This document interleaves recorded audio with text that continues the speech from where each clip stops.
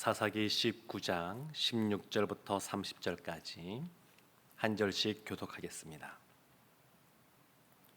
저녁 때에 한 노인이 밭에서 일하다가 돌아오니 그 사람은 본래 에브라임 산지 사람으로서 기브아에 거류하는 자요 그곳 사람들은 베냐민 자손이더라. 노인이 눈을 들어 성읍 넓은 거리에 나그네가 있는 것을 본지라. 노인이 묻되 그대는 어디로 가며 어디서 왔느냐 하니 그가 그에게 이르되 우리는 유다 베들레헴에서 에브라임 산지 구석으로 가나이다. 나는 그곳 사람으로서 유다 베들레헴에 갔다가 이제 여호와의 집으로 가는 중인데 나를 자기 집으로 영접하는 사람이 없나이다. 우리에게는 나귀들에게 먹일 집과 여물이 있고 나와 당신의 여종과 당신의 종인 우리들과 함께한 청년에게 먹을 양식과 포도주가 있어 무엇이든지 부족함이 없나이다 하는지라. 그 노인이 이르되 그대는 안심하라. 그대의 쓸 것은 모두 내가 담당할 것이니 거리에서는 유숙하지 말라 하고 그를 데리고 자기 집에 들어가서 나귀에게 먹이니 그들이 발을 씻고 먹고 마시니라. 그들이 마음을 즐겁게 할 때에 그 성읍의 불량배들이 그 집을 애워싸고 문을 두들기며 집주인 노인에게 말하여 이르되 내 집에 들어온 사람을 끌어내라. 우리가 그와 관계하리라 하니 집주인 그 사람이 그들에게로 나와서 이르되 아니라 내 형제들아 청하노니 이 같은 악행을 저지르지 말라. 이 사람이 내 집에 들어왔으니 이런 망령된 일을 행하지 말라. 보라, 여기 내 처녀딸과 이 사람의 첩이 있은즉 내가 그들을 끌어내리니 너희가 그들을 욕보이든지 너희 눈에 좋은 대로 행하되 오직 이 사람에게는 이런 망령된 일을 행하지 말라 하나 무리가 듣지 아니하므로 그 사람이 자기 첩을 붙잡아 그들에게 밖으로 끌어내매 그들이 그 여자와 관계하였고 밤새도록 그 여자를 능욕하다가 새벽 미명에 놓은지라. 동틀 때에 여인이 자기의 주인이 있는 그 사람의 집 문에 이르러 엎드러져 밟기까지 거기 엎드러져 있더라.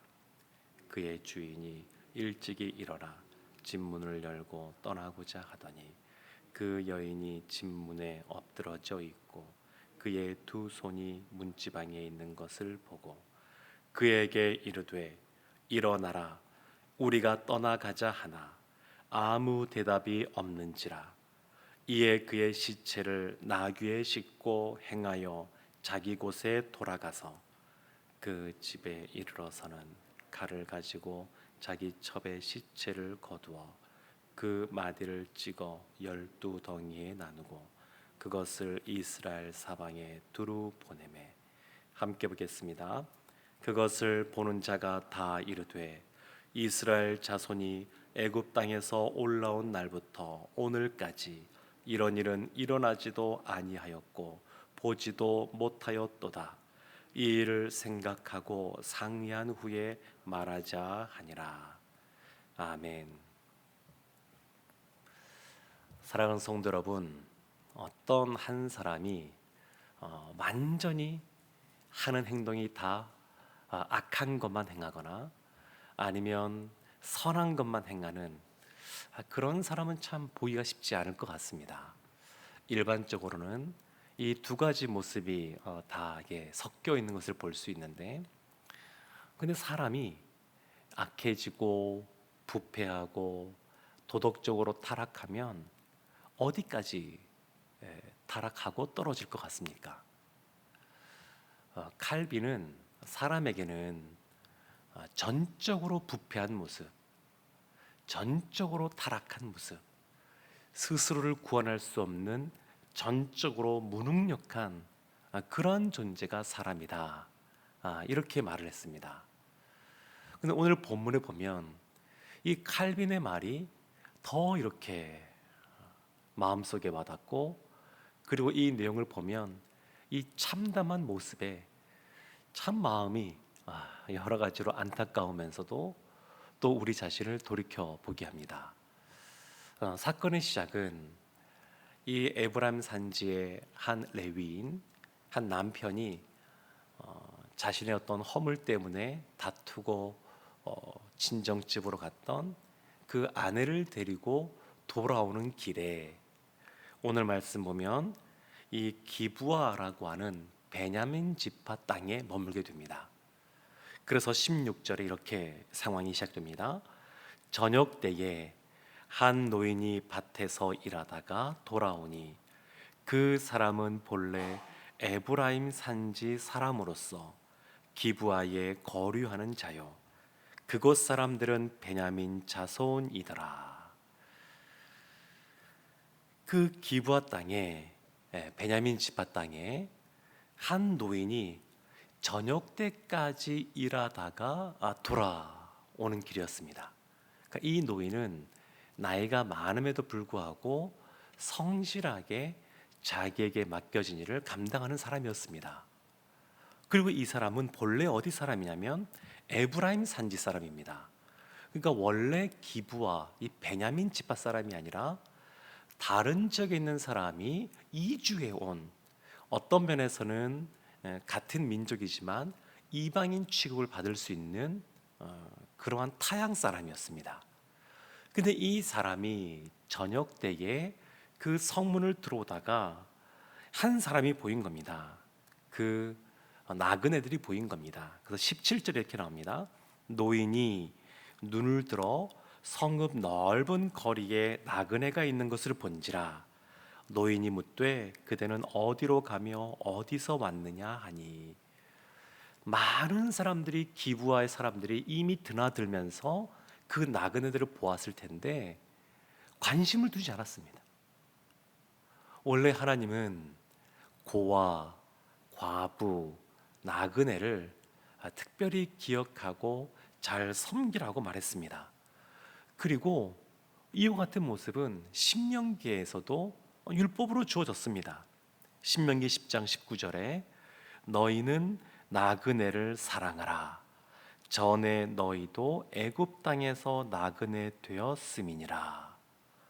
너희도 나그네와 같은 삶을 살았으니까 이 나그네를 잘 섬기고 사랑하라, 이렇게 말했음에도 불구하고 이 기브아 사람들이 웬일인지 눈길 하나 주지 않습니다. 섬기려고 하지 않습니다.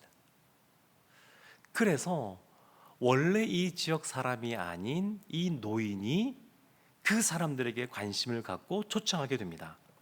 그래서 18절에 이런 말씀이 나옵니다. 그가 그에게 이르되 우리는 유다 베들레헴에게에서 에브라임 산지 구석으로 가나이다. 나는 그곳 사람으로서 유다 베들레헴에 갔다가 이제 여호와의 집으로 가는 중인데 나를 자기 집으로 영접하는 사람이 없나이다. 원래 이 레위 사람은 자신을 영접할 사람이 있을 것으로 기대하고 여부스, 그 이방인들이 있는 예루살렘에 머물지 않고 거기를 지나서 베냐민 지파 형제들이 있는 그 섬까지 왔습니다. 근데 아무도 영접하지 않는 겁니다. 잘 곳을 정해주지 않습니다. 그래서 이 사람에게 말할 때 이 소개하는 표현이 참 눈에 띄는데, 이제 여호와의 집으로 가는 중인데, 이 당시에 성막이 에브라임 산지에 있는 실로에 있었습니다. 그러니까 어쩌면 이것은 내가 그 성전에서 그것을 돌보는 레위인이다, 이런 뜻일 수도 있고, 또 아니면 내가 레위인이니까 한번 또 잘 생각해서 섬겨 주십시오, 그런 의미일 수도 있습니다. 진짜 성막에서 섬기는 레위인일 수도 있고, 그런데 이렇게 돈도 많고 그 다음에 첩도 둔 거 보면 어쩌면 실제로 섬기는 사람이 아닌데 본인의 레위 지파인 것을 드러내서 선대를 받고 싶은 그런 표현일 수도 있습니다. 근데 이렇게 말하는 것에 대해서 그 노인이 아주 선대를 베풉니다. 19절에 이렇게 나옵니다. 20절에 그 노인이 이르되 그대는 안심하라. 그대의 쓸 것은 모두 내가 담당할 것이니 거리에서는 유숙하지 말라. 여기까지 보면 이 노인은 참 멋지고 성품적으로나 또 나그네를 섬기는 거 보면 하나님 말씀도 경외하는 사람이 아닐까, 이런 생각이 듭니다. 다른 사람은 거들떠 보지도 않는 사람을 관심을 갖고 그 사람의 먹을 것까지도 잘 자기가 책임져 주겠다고 선대하는 것이 분명합니다. 22절 앞부분도 보면 그들이 마음을 즐겁게 할 때에, 그래서 그들의 만남에 이 기쁨과 즐거움이 있었습니다. 그러니까 여기까지 보면 이 노인이 참 잘한 것이고, 이렇게 아무 일 없이 지나갔으면 그냥 너무 멋지고 또 훌륭한 분이시고 어쩌면 신앙적으로도 경건한 하나님의 사람이다, 이렇게 하고 넘어갈 것 같은데 이 밤에 사건이 터집니다. 22절 말씀을 제가 다시 한번 보겠습니다. 그들이 마음을 즐겁게 할 때에 그 성읍의 불량배들이 그 집을 애워싸고 문을 두들기며 그 집주인 노인에게 말하여 이르되 내 집에 들어온 사람을 끌어내라. 우리가 그와 관계하리라 하니. 아브라함의 조카 롯, 그 롯이 소돔에 있을 때에 하나님이 그 땅을 심판하고자 하실 때 먼저 천사를 보냅니다. 그때 그 롯의 집에 천사가 들어갔을 때 그 소돔에 있었던 그 불량배들이 쫓아와서 했던 말, 그 장면이 떠올려집니다. 지금 이 기브아에 이 베냐민 지파 사람들이, 이 기브아 사람들이, 그 중에서 불량배들이 그냥 마치 소돔과 고모라에서 벌어지는 것 같은 요구를 하는 겁니다. 그 남자를 끌어내라. 우리가 그와 관계하리라. 성경이니까 좀 부드럽게 이렇게 완곡하게 표현한 거지, 이런 요구를 하는 겁니다. 지금 이 기브온 지역이, 베냐민 지파가 이 사사시대 때 사람들이 도덕적으로 얼마나 타락했는지를 보여줍니다. 한 사회의 도덕성을 검증할 수 있는 아주 대표적인 지표가 뭐냐면 성적인 도덕성입니다. 이 성도덕과 관련하여서 보면 그 사회가 얼마나 도덕적으로 깨끗한지 그렇지 못한지를 볼 수 있는데, 지금 이 사람들은 마치 소돔과 고모라처럼 타락했다라는 것을 볼 수 있습니다.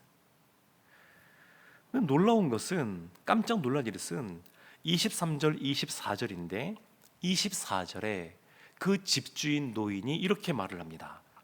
보라, 여기 내 처녀딸과 이 사람의 첩이 있은즉 내가 그들을 끌어내리니 너희가 그들을 욕보이든지 너희 눈에 좋은 대로 행하되 오직 사람에게는 이런 망령된 일을 행하지 말라 하나.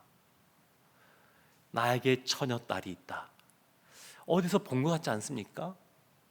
소돔과 고모라, 그때 이 롯이 했던 말입니다. 그러니까 지금 이 땅이 소돔과 고모라, 당장 하늘에서 불덩이가 떨어지고 심판받을 만큼 그렇게 타락했다는 것을 보여줍니다. 이 노인이 이렇게 행한 것 결코 잘한 행동이 아닙니다. 이런 말이 바른 말이 아닙니다. 더군다나 자기 딸도 아닌 이 사람의 첩이 있은즉 그 사람의 첩도 그냥 데려가라, 이렇게 말할 정도입니다. 그러니까 이 노인이 그 안에 선한 마음도 있고 나그네를 긍휼히 여기는 마음도 있고 기꺼이 자식을 나누고 싶은 마음도 있지만, 이런 사람조차도 이 도덕성에 있어서 또 성적인 것에 있어서 굉장히 부패하였고 타락했다라는 것을 볼 수가 있습니다. 25절 보면 이 불량배들이 이렇게 합니다. 무리가 듣지 아니하므로 그냥 난리를 피우는 겁니다. 그러니까 이 레위인 남편이 또 참담한 일을 행합니다. 25절 그 뒤에 보면 그 사람이 자기 첩을 붙잡아 그들에게 밖으로 끌어내매 그들이 그 여자와 관계하였고 밤새도록 그 여자를 능욕하다가 새벽 미명에 놓은지라. 불량배들이 진짜 이 망령된 일들을 행하고 있습니다. 그런데 이 첩을 내준 사람이 누구냐면 그 사람, 자기 첩했으니까 그 레위인 남편입니다. 지금 자신이 무엇인가 잘못해서 그 아내가 떠나게 되었고 또 가서 다정한 말로 데려오게 되었고, 그런데 불과 얼마 지나지도 않은 시점입니다. 그런데 자신의 첩이지만 아내인 이 여인을 그냥 자기가 내어주는 겁니다. 얼마나 이 당시 사람들이 타락했는지 그 사람의 이기심에 대해서 아주 극명하게 보여줍니다. 그리고 이렇게 차가울 수 있을까 싶을 만큼 또 한 인간으로서도 안 되고 남편으로서도 안 되고 레위인으로서도 더더욱 안 되는 그러한 일을 이 남편이 행하고 있는 겁니다. 그래서 27절 보면 이 남편이 얼마나 이 차가운지를 이렇게 보여줍니다. 그의 주인이 일찍이 일어나 집문을 열고 떠나고자 하더니 그 여인이 집문에 엎드러져 있고, 사람이 자신의 아내가 아니어도 누군가 함께 있는 사람이 불량배들에 의해서 잡혀간 상태면 잠이 오겠습니까? 자기가 힘이 없어서 지금 그 상황을 지켜볼 수밖에 없는 상황이라 하더라도 그 밤에 편하게 잠을 잘 수 있겠습니까? 근데 하물며 자신의 아내인데 그 아내를 내어주고 그리고 관심이 더 이상 없는 것처럼 잠이 든 겁니다. 그리고 그 아침에 그 아내가 돌아오지도 않았는데 본인은 떠나고자 합니다. 그래서 그 새벽에 보니까 그 새벽 동틀 때까지 이렇게 잡혀 있다가 그제서야 새벽에 도착한 그 여인을 그냥 방치해 두었습니다. 그러니까 28절에 이런 일이 벌어진 겁니다.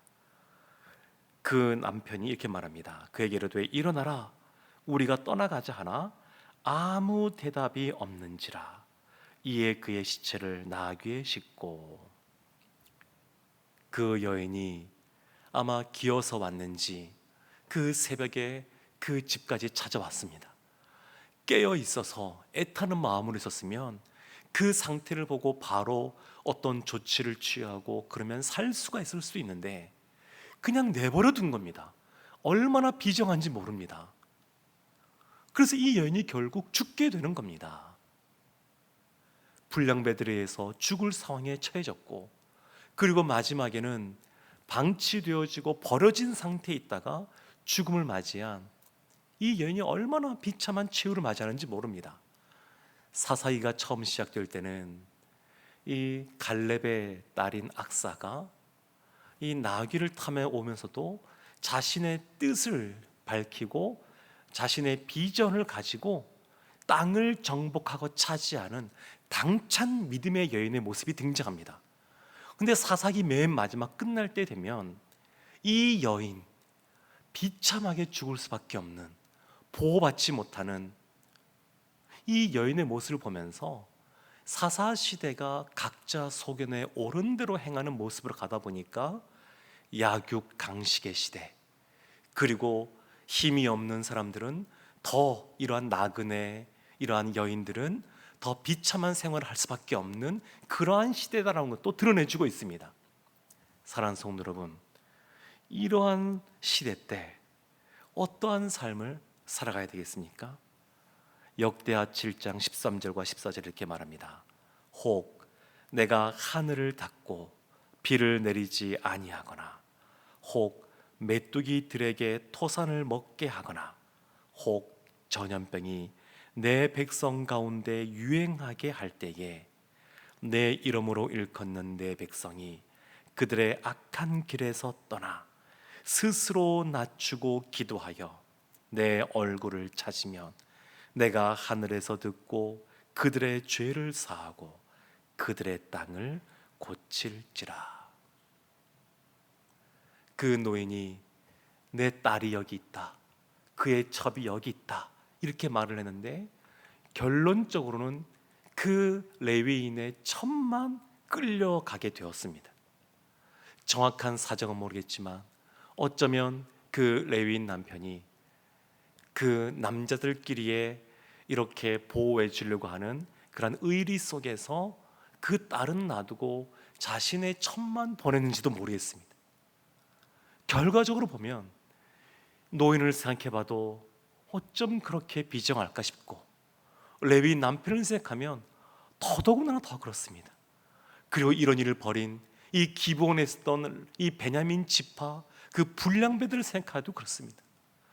이러한 시대 때 우리가 기억해야 할 것이 뭐냐면, 스스로 악한 길에서 떠나 스스로 낮추고 기도하여야 된다라는 겁니다. 하나님은 우리에게 굉장히 높은 수준의 그러한 기준을 제시하고 있습니다. 이 세상의 윤리 도덕보다 그리스도인은 훨씬 더 높은 수준의 삶들을 살아가야 됩니다. 성경이 도덕과 윤리를 말하는 건 아니지만 그러나 세상에서 말하는 것보다 훨씬 높은 수준을 요구하고 있습니다.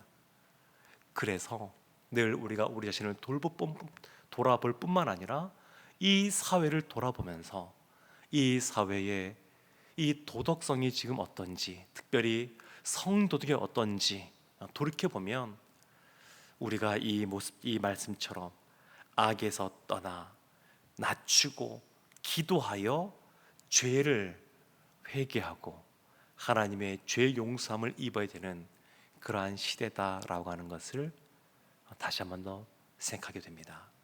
하나님 앞에 늘 높은 수준의 도덕성, 그러한 판단력을 갖고 하나님 말씀대로 살아갈 뿐만 아니라 이 세상에, 이 음란한 이 세상 가운데 이러한 죄악을 우리가 하나님 앞에 갖고 나아가 회개하고 기도하고 다시 하나님을 경외하는 모습이 회복되어지는데 쓰임받는 우리가 되기를 원합니다. 하나님께서 그럴 때에 그들의 죄를 사하고 그들의 땅을 고치신다고 말씀하시는데, 우리의 그러한 기도로, 우리로 말미암아 진정한 회복이 이 땅 가운데 있기를 주님의 이름으로 축원합니다. 아멘. 기도하겠습니다.